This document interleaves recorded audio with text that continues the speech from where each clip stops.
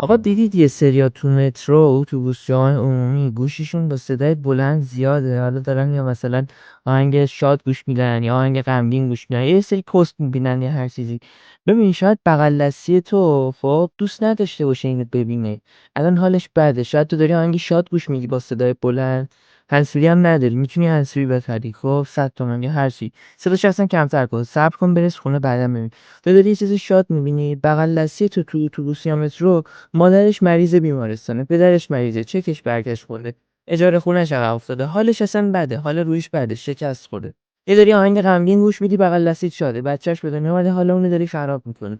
خب این فرهنگ جا بیفته که توی فضاهای عمومی، تو جاهای عمومی، تو مترو، اتوبوس و اماکن عمومی صدای گوشیتو کم کن، با صدای کم چیزی بخوای نگاه کنی نگاه کن، هندزفری بذار تو گوشت که بقیه بغل دستیات اذیت نشن. آره من تو پیجم از این دست محتوا میذارم، اگه به این دست محتوا علاقه داری حتما پیج منو دنبال کن. خلاص.